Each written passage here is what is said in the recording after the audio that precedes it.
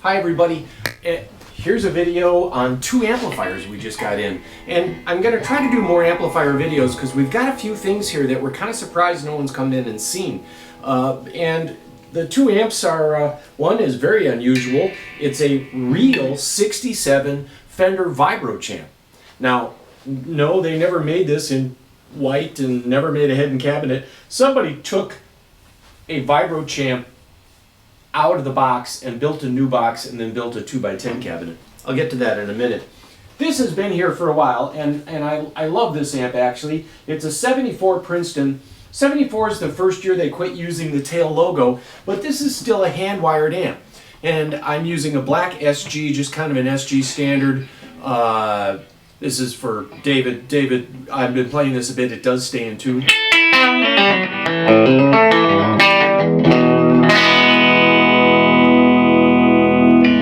Princetons from this era are real bargains because they didn't start using printed circuit boards and cheapen up the circuits on these lesser amps, the Champs and the Princetons, because they were so easy to make. And right now I've got this at about 5. We've got our treble at 6 and our bass at about 4.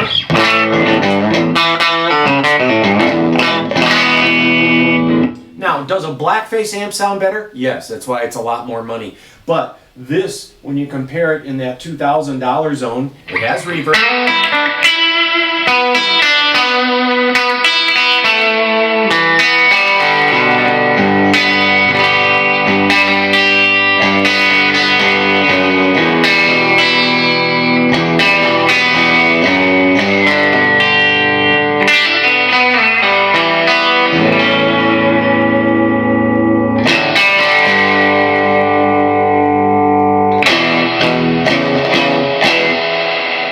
Lots of wet reverb. I'm going to dime it a little bit, turn down the bass when I do.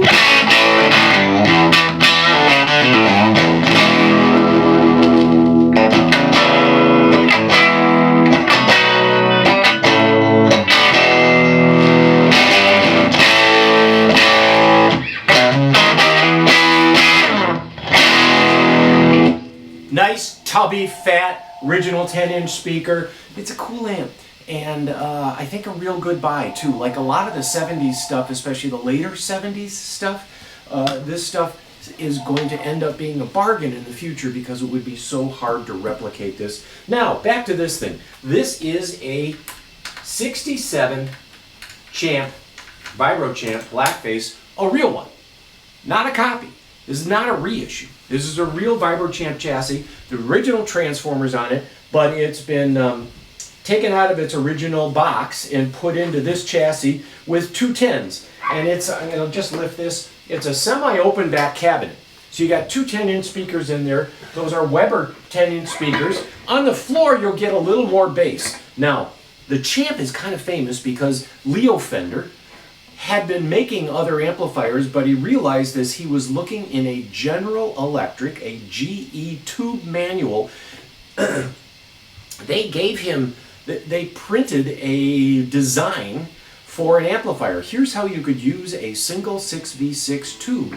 You just make it one volume, no tone, turn it on, turn it up, turn it off, and he actually stole it from the GE service manual as an example of what you could do with one of their tubes. It's like Betty Crocker giving you a recipe for something that they make already, and that's how this came about. He built something very, very basic. From those tweed eras, he got into these Blackface ones. These Blackface amps are going to have more headroom. They're a little more solid, but it is still a 5-watt amp.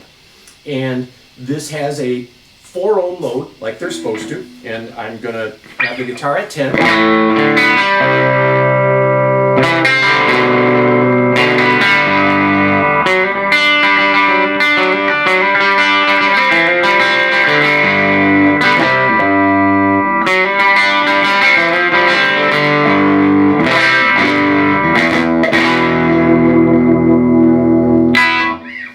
Plenty of power there. You can play a club with this. It certainly looks fantastic.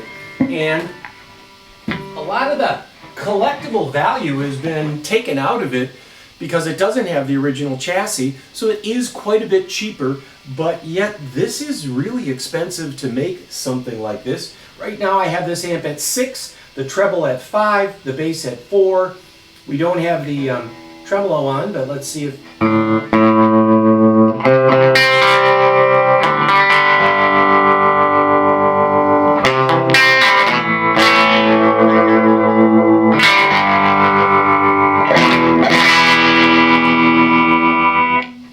Now I'm going to turn those down. We're going to bring this up to about 8.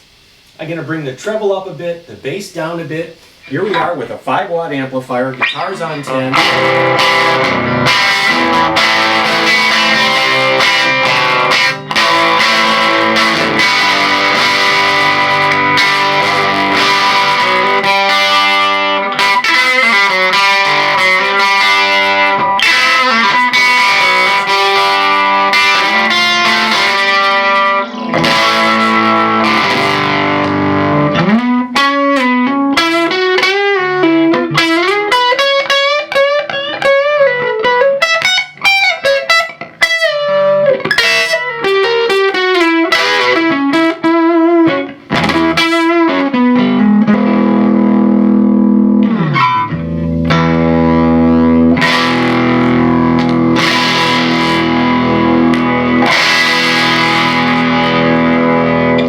Really a great sounding amplifier. It's quite loud for its size. That was again on 8 as far as its volume. There's not much left beyond that. You turn the guitar down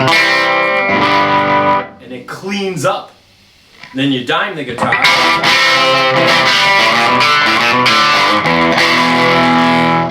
and it does that.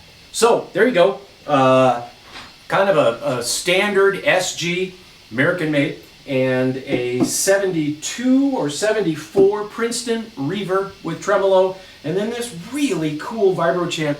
And I wouldn't be surprised by the time you see this video if this is gone, because it's so dang cute, especially with the tilt back legs, don't you think?